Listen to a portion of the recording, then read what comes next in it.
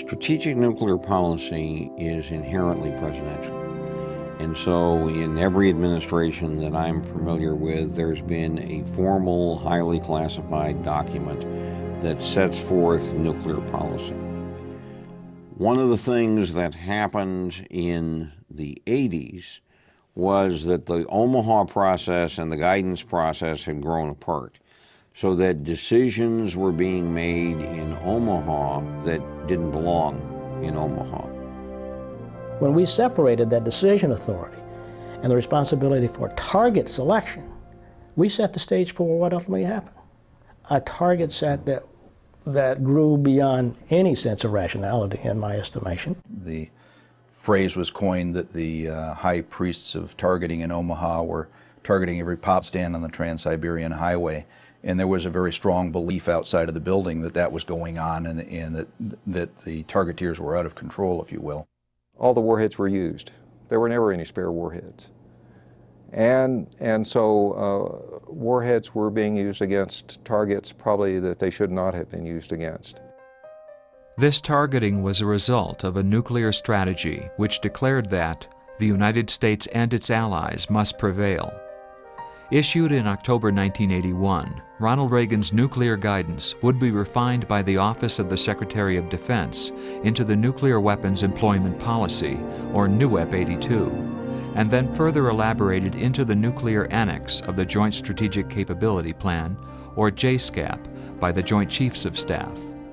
From there, the Joint Strategic Target Planning Staff in Omaha would develop the PSYOP. What the JSTPS does is, from a huge target list, they apply the JSCAP guidance. We would be given characteristics of damage that we should strive to achieve on a particular target set. A ICBM silo would be given a word picture description of how severely that silo should be deformed or crushed or whatever the criteria was for that particular thing. And then damage expectancy would compute the probability of achieving that criteria. Now, damage expectancy is the product of the probability of arrival of the weapon at the target, and then assuming that the weapon gets to the target, the probability of damage. Damage expectancy was not specified in the guidance, but there was a tacit understanding that the planners should achieve the highest value for this commonly accepted metric of the plan. The logic would be that if a specific set of targets were selected and that we achieved a specified level of damage on those targets, that would be meeting the policy objectives stated from the civilian policy community. The issue of what becomes enough really depends on what the response is when you take that revision report back each year. And of course the results never satisfied all of the guidance. That is, the civilian leadership, and for a time the military leadership, would look at the fact that the PSYOP did not produce the desired levels of DE against all of those target categories, and that was used to declare we didn't have enough warheads. When I came into this arena, when I was the director of J5 with responsibility for Annex C of the JSCAP, I was astonished to realize the true extent of the target base, how it was broken down, and how the attack went down. And so at that point, my awareness began that something was quite wrong here. And that was really the beginning of my deeper relationship with Frank Miller, who was one of those civilians in the room who obviously had a deeper grasp of these things, but I could sense his frustration. There was no reason for anybody in Omaha to ever throw a target off the list. There were lots of weapons, and there was no analytic scrutiny brought to bear that said, why are you hitting this instead of that? Each of these evolutions of the strategy expanded the demands. Whereas when we added limited nuclear options, we didn't do away with the major attack options. And that's where this breakdown, this dissociation of target planning and policy came most immediately into play. And in the period 85 to 88, what I did was to lead a small team of people which gradually uncovered tremendous discrepancies between the NSDD-13 guidance and the war plan. There was a young Navy commander named Ed Ohlert who first brought insight into the gross disjuncture between urban avoidance, small options, and secure reserve force issues. And one issue at a time, we changed the war plan so that it, in fact, began to resemble and reflect presidential guidance. And what we did was simply bind together all of the solutions that we had created in the 3 years, 85, 6, and 7, into New EP 87. And that, for the first time, actually put some strictures on the planning process. New EP 87 provided the war planners in Omaha with highly detailed OSD guidance. But this was only the first phase in an effort to improve the nuclear planning process. In the spring of 1989, Richard Cheney, the representative from Wyoming, would bring a new energy and awareness of operational planning to the Office of the Secretary of Defense. Secretary Cheney was far more knowledgeable about nuclear planning than anybody gave him credit for. Secretary Cheney and I had a relationship. We knew each other professionally before he came into the building.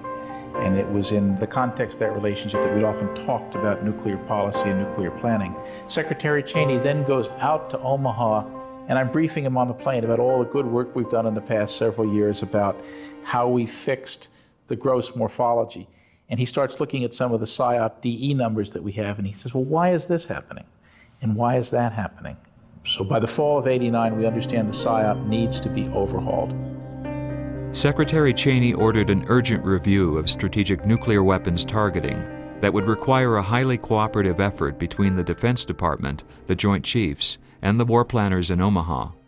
And so we start this work, and the first phase is to examine and then deconstruct the target base and say, what are we hitting and why? Are these valid targets? And should this number of weapons be used against this kind of targets? And the answer in many cases was no. But also there was a much more realistic assessment of from a targeting standpoint, of what were the key critical targets that really mattered, and what were reasonable damage expectancies associated with those targets, and to a certain extent, when was enough enough? In June 1991, Secretary Cheney sought to formalize the new relationship that had emerged during the target review. To forge even stronger links between the policy community and the war planners in Omaha, Cheney established the Nuclear Planning Working Group. What that new relationship was that OSD policy now had PSYOP clearances, now could look at the details of the war plan and could verify that the policy goals were in fact being implemented in the war plan. And it became more of a collaborative effort between OSD policy and the folks at Omaha that were developing the war plan. So all of this had resulted in the kind of dialogue that we would ultimately like to see take place across our defense establishment, where OSD and Joint Staff and a combatant commander staff are engaged in a useful and important dialogue on how policy becomes implemented in war plans. The Strategic Targeting Review of the late 1980s was not a one-time effort, but the beginning of a continuing process that resulted in a more collaborative working environment in which to build the PSYOP. But this was just one of many changes during this dynamic period. Changes were occurring on several fronts, including technology, with the continued rapid development of U.S. nuclear weapon systems.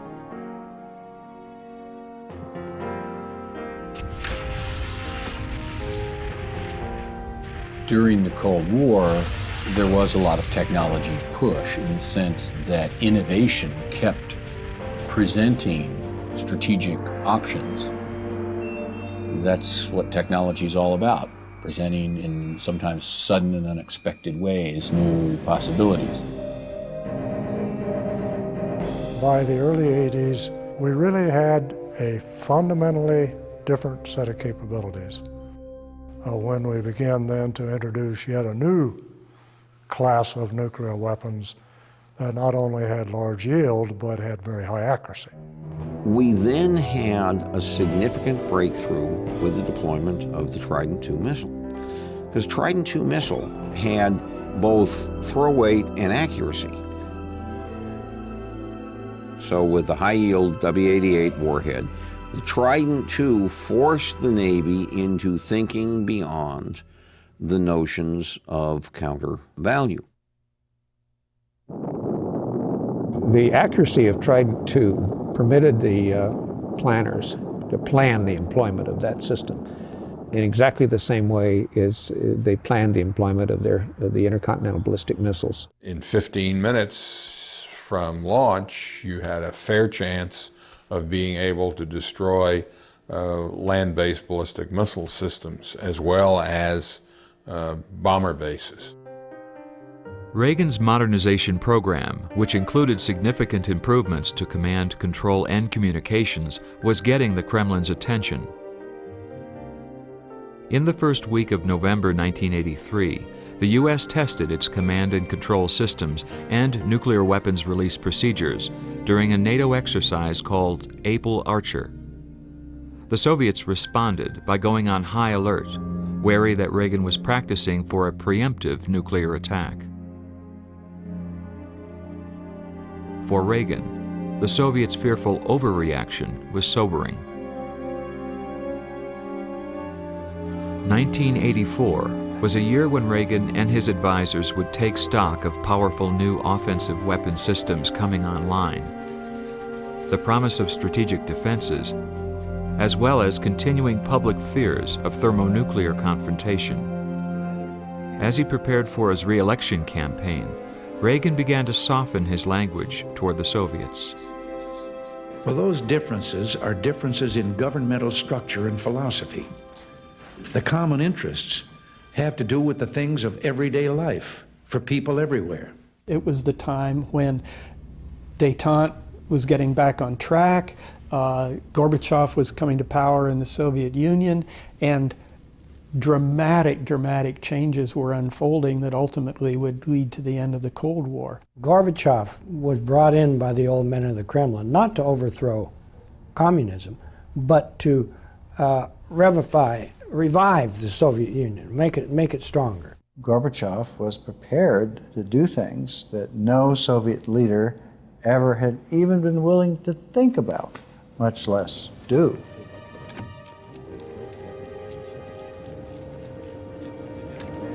When Gorbachev and Reagan met for the first time, some 3,600 journalists had assembled in Geneva for what many described as the most unpredictable summit in 2 decades. While there was little substantive discussion of arms control, the two leaders set the stage for continued negotiations on intermediate-range nuclear forces in Europe and new talks on reducing strategic arms. In a frank, businesslike, and I think responsible way. No table time. Никто не бьет кулаком. Я думаю, этого не будет. Even more importantly, Gorbachev and Reagan agreed to meet again. Geneva was important, I suppose, for the personal relationship between Reagan and Gorbachev. But then Reykjavik was the meeting at which Gorbachev agreed to the principle of intrusive on-site inspection for the INF Treaty, later transposed to a START. We couldn't have had either of those treaties without that decision by the Soviet Union. Gorbachev approached Reagan with proposal after proposal for dramatic reduction and even the elimination of strategic weapons, but SDI was the price. And to preserve SDI, Mr. Reagan did not agree with Mr. Gorbachev in Gorbachev's willingness to abandon all nuclear weapons. They did not come to an agreement there. We didn't have to reduce our nuclear weapons. SDI, Reagan's fantasy, was untouched. The SDI program and Reagan's persistence and refusal to back off on it played a pivotal role. And first bringing the Soviets back to the table, secondly getting them to negotiate seriously about offensive reductions, and finally, I think, in deciding that they simply could not compete. Neither superpower had much luck in trying to push militarily, and the real competition at that point were the economic and political, and that's the competition with the Soviet Union lost. Never lost a military competition. They lost the economic and political competition. They kind of lost the cold peace, really. While negotiators met in Geneva and the Soviet economy buckled under the strain of its military buildup, Reagan assailed the very symbol of the Cold War. Mr. Gorbachev, tear down this wall. Few could imagine what would be called a year of miracles, change that would sweep across Eastern Europe and into the Soviet state. The maxim is, doviai no proviai, trust but verify. Назначение этого... На каждой встрече вы это повторяете. You repeat that at every meeting.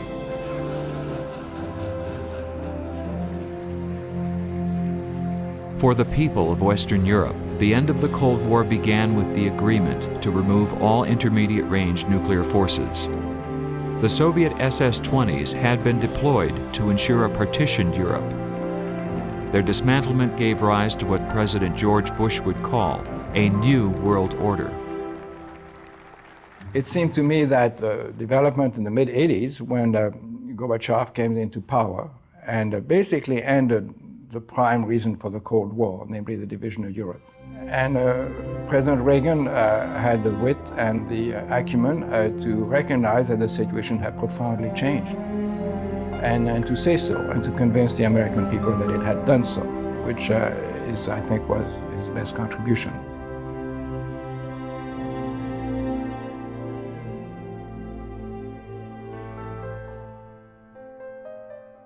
When we came into office in 1989, it was a period of significant change, or at least changed rhetoric and so on. So we decided it was time to reevaluate U.S. policy around the world. We looked around and we saw no change in Eastern Europe, no change other than the rhetoric of Gorbachev. And we said, no, that is not enough. Not since the closing days of World War II, not since the East German riots of 1953 have crowds gone wild like this. Young East Germans dashed the last 100 meters to the wall and were hauled into the West by West Germans who'd climbed on top. At the end of the Year of Miracles in November 1989, change came with the elimination of the seemingly intractable symbol of the Cold War. Did you ever imagine anything like this happening? We've imagined it, but I can't say that I foresaw this development at this stage. No, I didn't foresee it, but imagining it, yes. The wall coming down was partly a surprise, not as nearly as much to us as it was to Gorbachev. Gorbachev always intended to reform the system. He didn't intend to do away with it. It turned out he underestimated the power of the forces he was unleashing. Reeling from internal economic reforms, Moscow systematically withdrew military support from the Eastern Bloc, unraveling the Warsaw Pact. When the Berlin Wall came down, it presented the first instance of us, for us, where targets were rapidly being removed from the plan, as in we would send a message out and delete particular sorties and not have an alternative sortie for those weapons for a period of months at times. Especially with the reunification of Germany, we would want to make changes in our own nuclear posture. Other changes we were prepared to do, but only if the Soviet Union would reciprocate.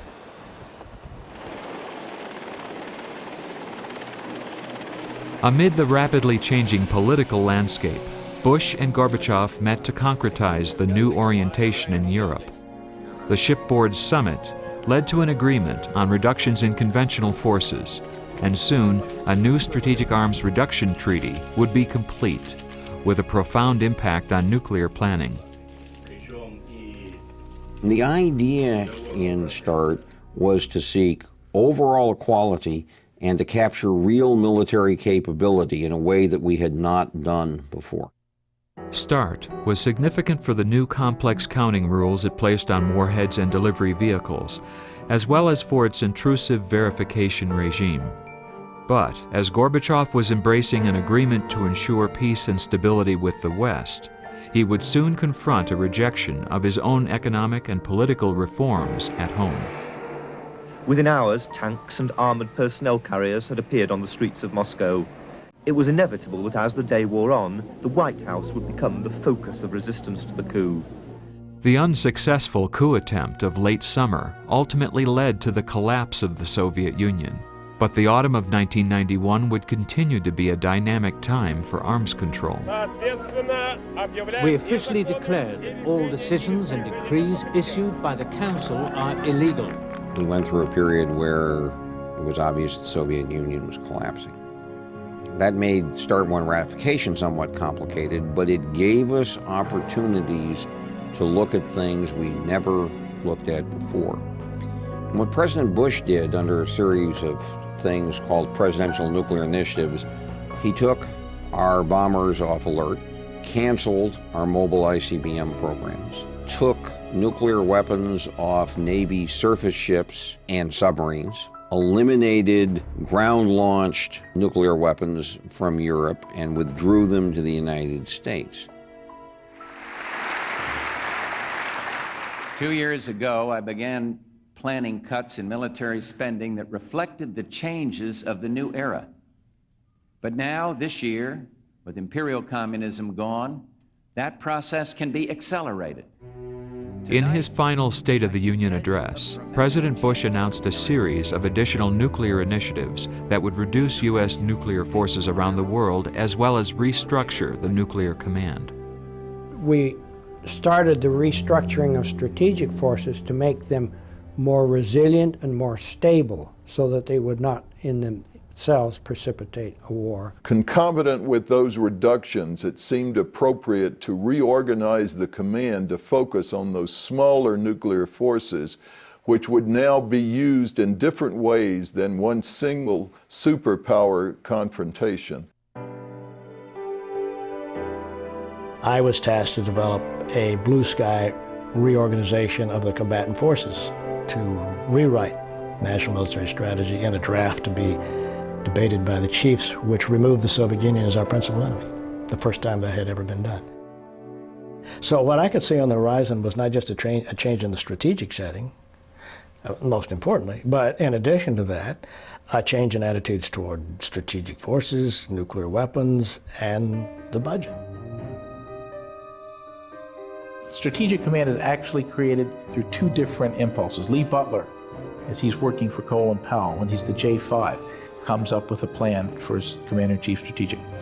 We, up in OSD, looking at the lack of a requirements process and the lack of an individual who puts together war plans and weapons platforms and numbers of warheads and arms control, say, this is what we need to make sure this never happens again. One individual had never been given command, control, and therefore insight, understanding, and the ability to form judgments about how the totality of the force operated.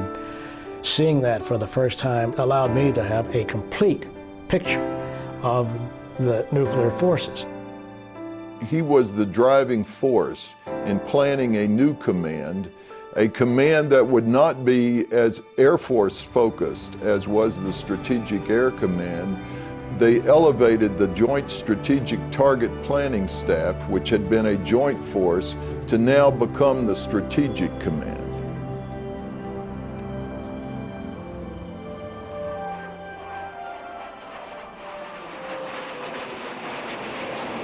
As plans were being made to stand up the United States Strategic Command, the proud mission of the Strategic Air Command was coming to a close. 46 years, SAC held in its hands the ultimate deterrent to war, the ultimate enforcer and ensurer of the peace. The debt we owe to the airmen of the Strategic Air Command and to the men and women of the Joint Strategic Target Planning Staff is a special debt. For it was you and all who went before you who were charged with the most vital task of all. It was you and your buddies at sea in our missile submarines who were entrusted with America's most powerful and most important weapons of war. In 1992, the Strategic Air Command was disestablished and its missions divided up amongst several Air Force commands and the new Strategic Command. The most important features of the new Strategic Command were indeed the target planning capabilities, which are unique in the world.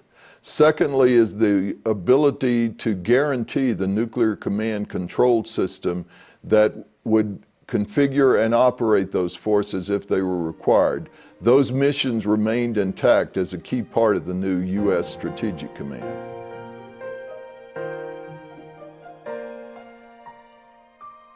The ramparts of the Cold War were already anachronisms to most Americans by 1992. The presidential campaign of that year no longer rang with the rhetoric of geopolitics and geostrategy, but pivoted on matters of global finance and economics.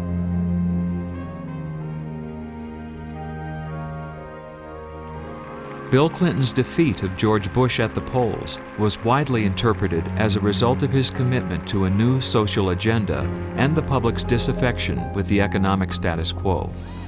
The new president's vision for national security policy was not widely understood. The Cold War now seemed long ago and far away. This election is a clarion call for our country to face the challenges of the end of the Cold War and the beginning of the next century.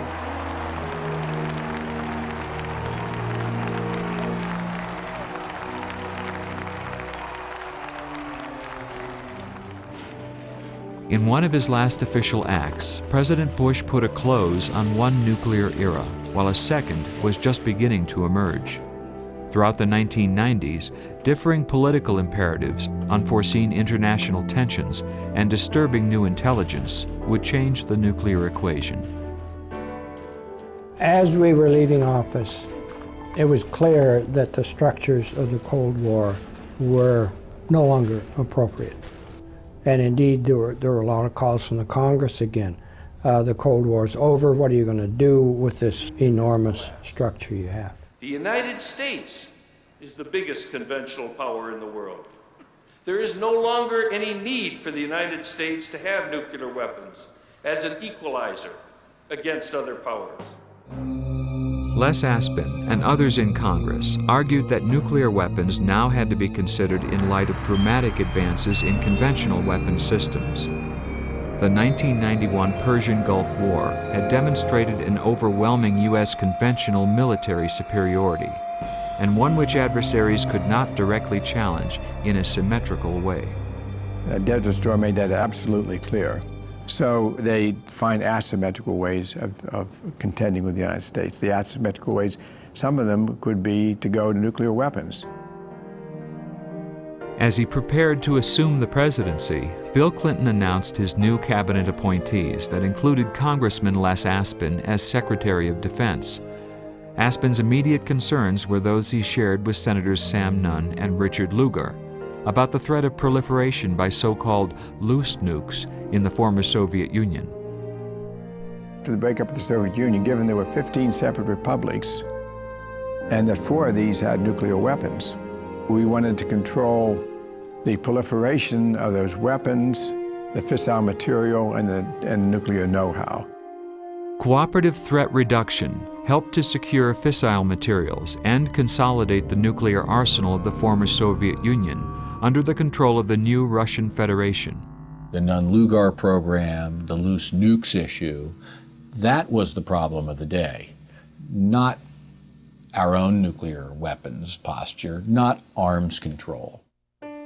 In the spring of 1993, with an eye on the budget, Aspin initiated the bottom-up review, evaluating U.S. conventional force requirements.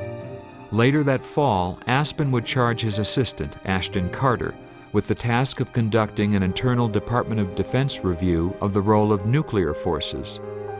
They decided the nuclear part should be split off. It was actually split off and performed later, nearly as an afterthought, I believe mostly because of how difficult those issues were. Well, Les Aspin started off the nuclear posture review, and he believed that the world had fundamentally changed, the wall had come down, and we should rethink the role of nuclear weapons. Our thinking at that time was that, first of all, the importance of nuclear weapons was dramatically downgraded. The Nuclear Posture Review dealt with two great issues. The first issue was how to achieve the proper balance between what I would call leading and hedging. The U.S. would try and lead the way to lower numbers of offensive strategic nuclear weapons. At the same time, we would hedge by keeping in reserve a certain number of weapons which could be brought back into the active stockpile if they were required. In a briefing to President Clinton, the 1994 Nuclear Posture Review reaffirmed the viability of nuclear deterrence while ensuring a continued dialogue with the new Russian Federation. We shaped our programs in both Russia and the United States based on the limits set forth in START II. It was never ratified, but it became part of our program planning. Expectations for the ratification of START II remained high, however, and effectively constrained U.S. and Russian nuclear forces throughout the decade. In the U.S., the START II force levels were also adopted in the face of a dwindling defense budget and a contracting nuclear weapons production complex. In 1988, responding to environmental problems and the need for consolidation, the Department of Energy began closing down some of its production facilities. By the mid-1990s, a complex which had produced more than 50,000 nuclear weapons had shuttered many of its aging production plants and ceased the assembly of new warheads altogether. More than 3 decades of underground nuclear testing came to an end in September 1992, when Congress imposed a 9-month moratorium on testing, which was subsequently extended by the Clinton administration. The following year, the Department of Energy launched the Stockpile Stewardship Program. Doing our best to try and simulate the performance of weapons without actually setting off a nuclear weapon.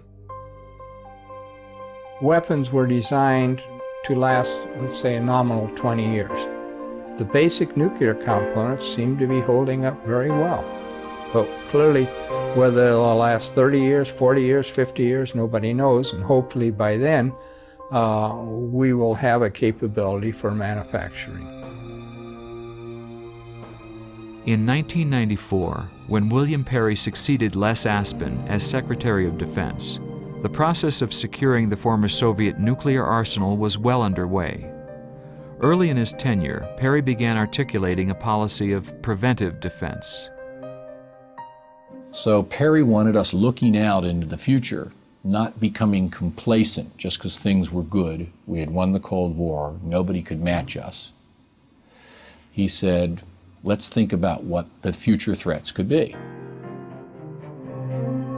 For more than 40 years, an uneasy armed truce had prevailed on the Korean Peninsula.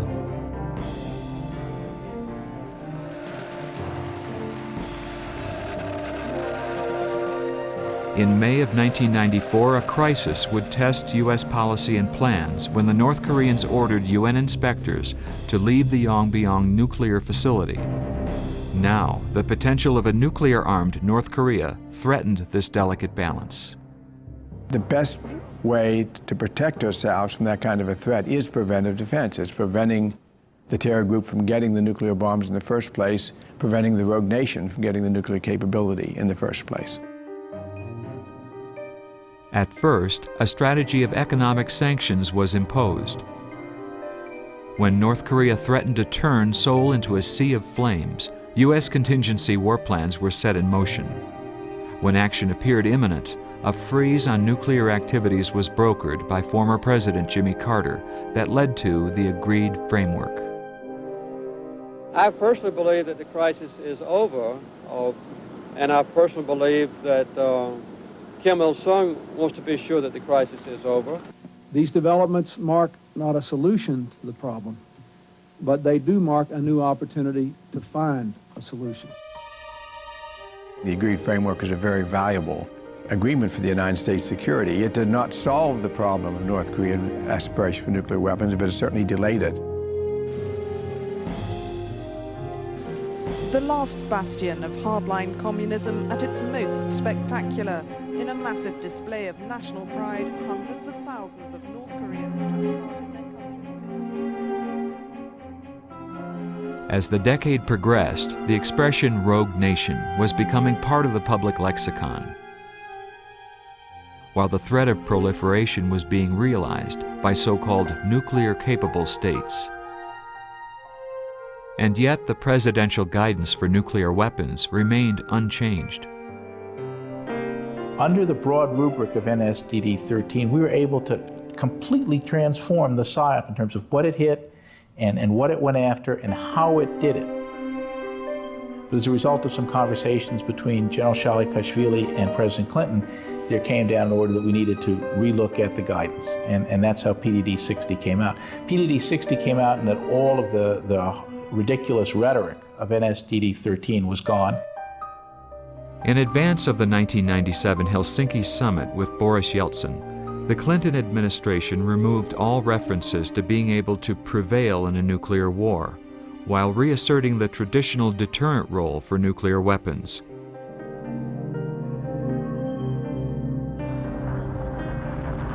But the character of the threat now facing the U.S. and its allies was continuing to change. Rumsfeld Commission had a very simple mission, and the 9 of us were asked to assess the ballistic missile threat to the United States. The major problem comes from 3 rogue states, North Korea, Iran, and Iraq. We said that any of them, if they had sufficient technology support from other countries and an urgent and well-financed program, could maintain secrecy and have an ICBM within 5 years. We judged the strategic threat to be nuclear warhead payloads and biological warfare agent payloads. Within 6 weeks of the report, the North Koreans launched a 3-stage missile. The successful test of an ICBM dramatically confirmed the Commission's findings, prompting Congress to revive national missile defense.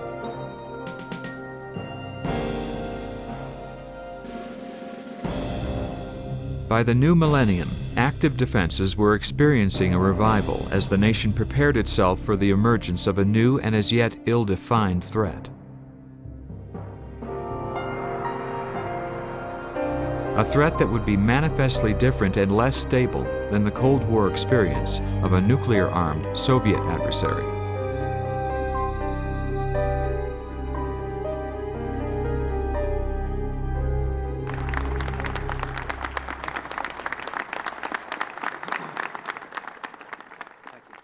Unlike the Cold War, today's most urgent threat stems not from thousands of ballistic missiles in the Soviet hands, but from a small number of missiles in the hands of these states. States for whom terror and blackmail are a way of life. In such a world, Cold War deterrence is no longer enough. We are much less interested in deterring a substantial foe like the Soviet Union and much more interested in deterring lesser powers that gradually may acquire weapons of mass destruction. We need to build a relationship with Russia which puts the nuclear adversarial relationship in the past. We're not worried about arms races anymore. We're worried about minimizing the day-to-day size of the forces. 2 presidents, 1 Texas country road, and an awful lot of cattle. Today they went to Crawford High School and seemed like new best friends, George and Vladimir. You know, the president's inclination was to reduce U.S. forces unilaterally and call on the Russians to do the same. President Putin wanted a treaty. We have done a treaty. But I think that's the last treaty which will be central to U.S.-Russian relations. Treaty of Moscow limits operationally deployed strategic warheads between 1,700 and 2,200 on each side. It is directed that we will draw down the operationally deployed nuclear arsenal in accordance with the presidential direction and is codified in the Moscow Treaty. But the underpinning of all of that, the assumptions, the other side to that is the creation of advanced conventional capabilities, of a much more robust infrastructure, of a much better integrated intelligence, surveillance, reconnaissance, and planning capability than the nation has ever had before. But it also assumes that over time we will create additional capabilities to supplement that drawdown, and that's the balance that we're working to maintain available to the nation's leadership. So we must have both conventional and nuclear capabilities, and STRATCOM is, of course, planning on having both. By the spring of 2001, the new Bush administration was engaged in a reassessment of defense policy. The administration's policy would ultimately be reflected in the Quadrennial Defense Review, the Nuclear Posture Review, the National Security Strategy, and the Planning Guidance for Nuclear Weapons.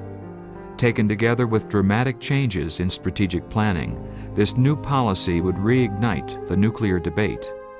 What are rogues? What are the threats they pose? Can they be deterred? The very root of the term rogue state is based on the inability to predict what their actions would be. What's rogue are the intentions of the leadership that happens to currently be in power. And that's changeable, and oftentimes we try and change it in ways that will lead them away from enmity toward friendship without a war. On the other hand, one must recognize that nuclear weapons are spreading, that there may be a degree of anonymity in an attack.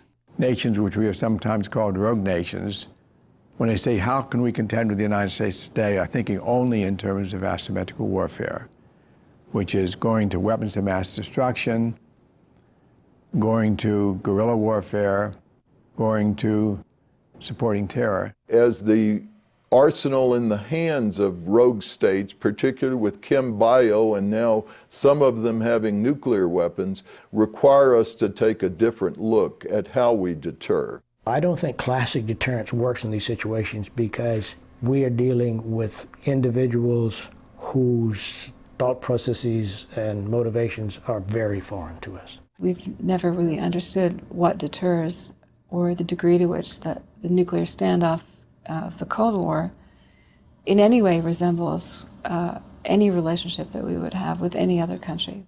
It seems to me the traditional threats still hold against state actors. They control territory, they're in power, and most of them don't want to lose power. In the summer of 2001, deterring rogue regimes remained an open question as the Bush administration began a review of U.S. nuclear forces and strategy.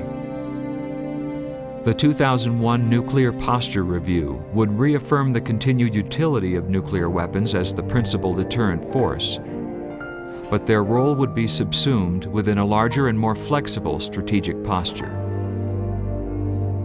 In my personal view, it's misnamed. It should have been called the Strategic Posture Review because it addresses things on a much broader scale than just the nuclear element of it. The Cold War triad of nuclear land-based, sea-based, and bomber forces would become part of a new triad, integrating nuclear with non-nuclear strike capabilities, defenses, and a responsive infrastructure. But this new construct begged a question: what role will nuclear weapons play in the future? Nuclear weapons have no military utility other than to deter a nuclear-equipped opponent from utilizing his nuclear weapons. So long as anyone on the planet has the capability to destroy the United States in 30 minutes, that's the deterrent job that I know we have to do. And I know that that deterrent job requires that they never be able to believe that they can achieve that.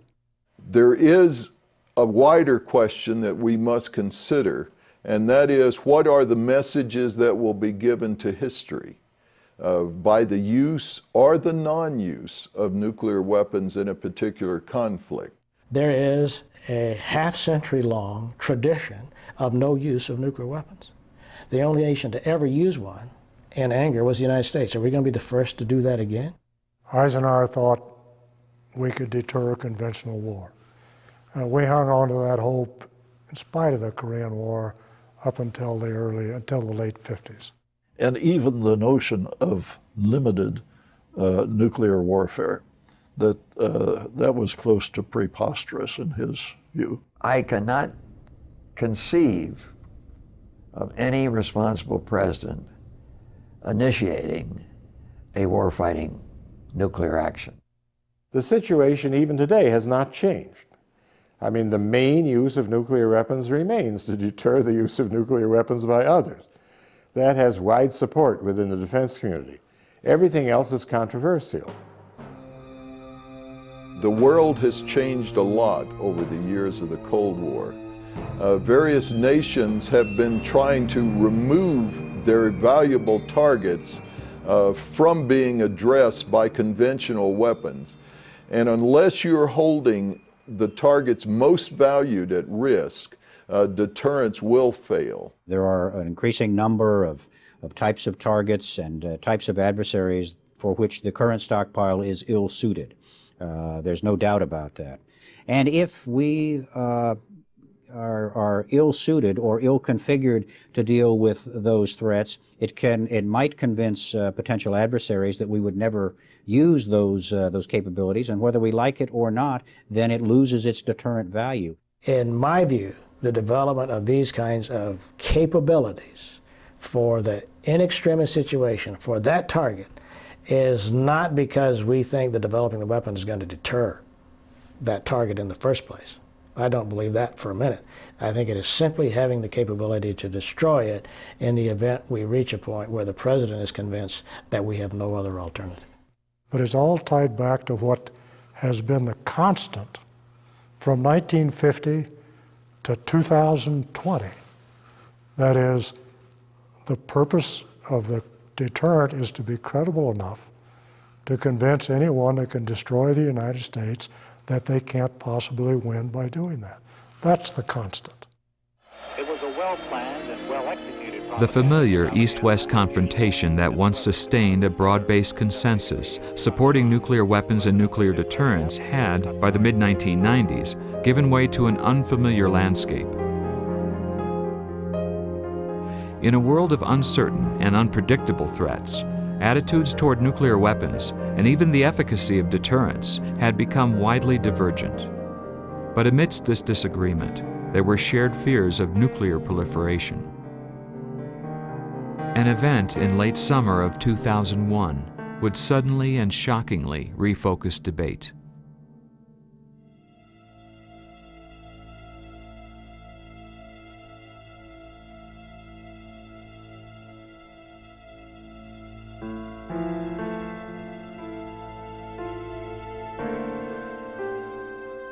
On September 11, 2001, the world was surprised.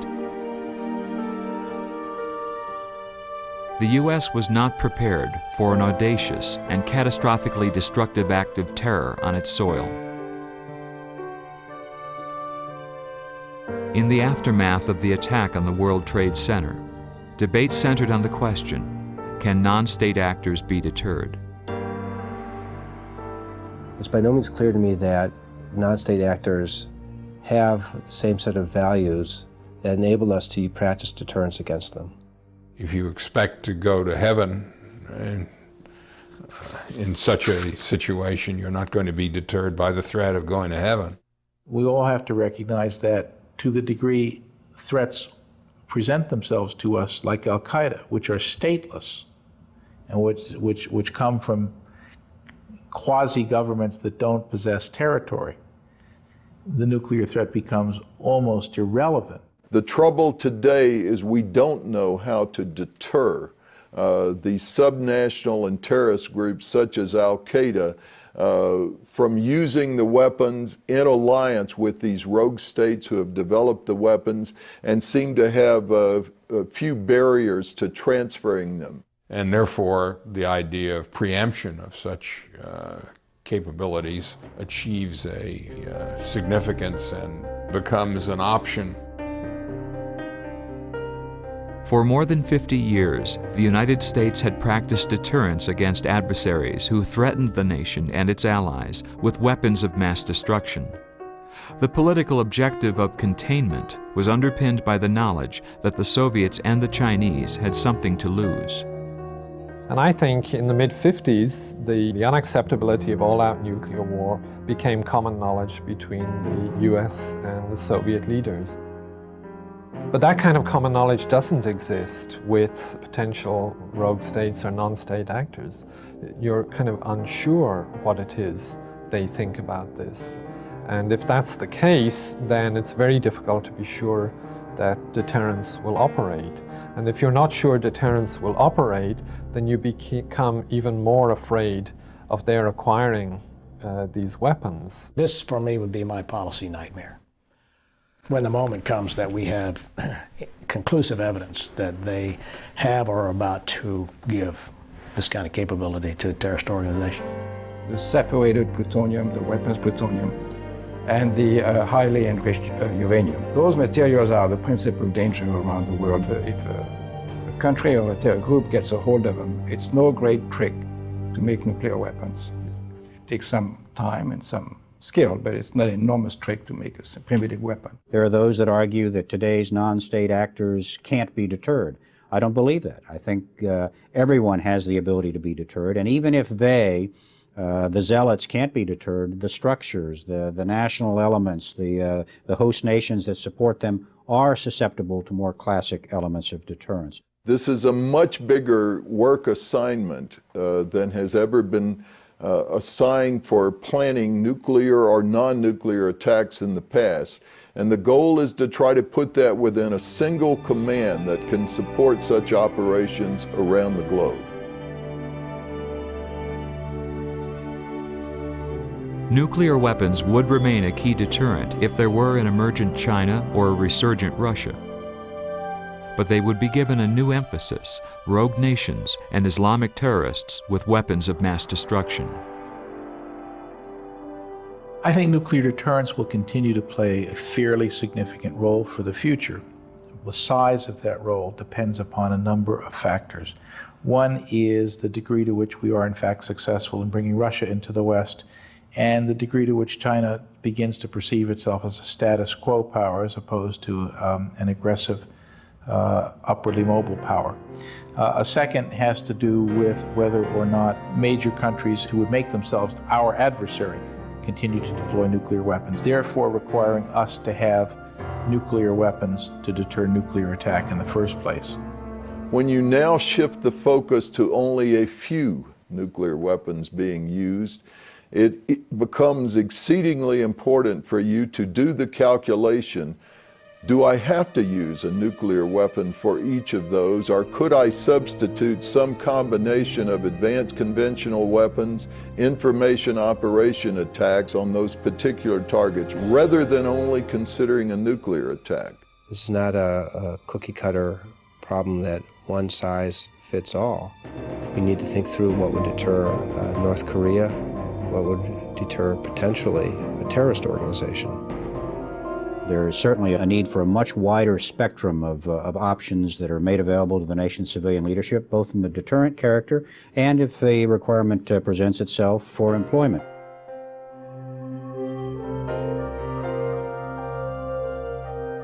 Our nuclear policy today, I believe, is based on maintaining a warfighting capability.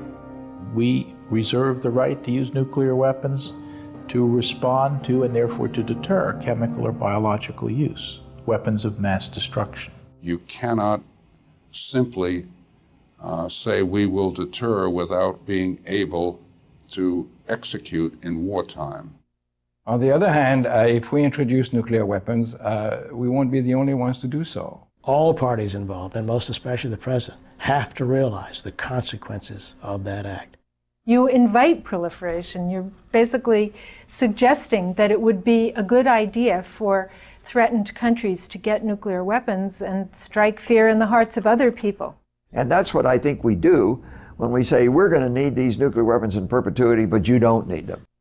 The only role for nuclear weapons should be to deter the use of nuclear weapons by others, which means a no first use doctrine. I would never renounce first use of nuclear weapons, because it seems to me that part of maintaining a reasonably stable world is the good part of nuclear weapons.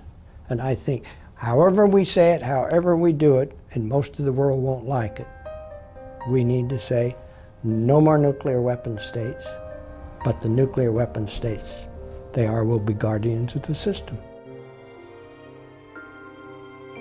We need nuclear weapons to convince any potential aggressor not to attack us, and to understand that we have the means to retaliate in an overwhelming fashion should we or our allies be attacked. The U.S. has only considered nuclear weapons to be blunt weapons of last resort.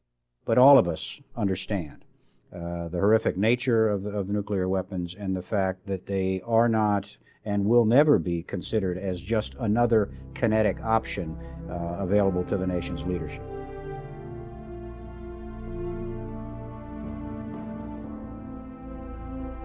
Serious debate about the efficacy and relevance of nuclear deterrence began almost with the dawn of the atomic age. The debate was often framed by starkly contrasting views about the dangers and risks posed by nuclear weapons compared with the benefits of a stable world. Since 1992, a new formula for deterrence has struggled to emerge from that which was forged in the context of the Cold War. The terms of the debate have not changed, but the context has. The very existence of the arsenals and the technologies of nuclear weapons themselves demand a new construct for deterrence.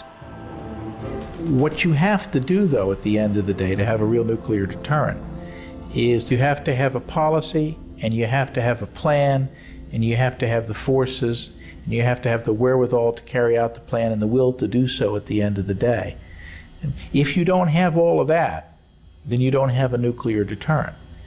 If you manifestly make clear that you have a nuclear capability and would be prepared to use it under certain circumstances, your deterrent is enhanced.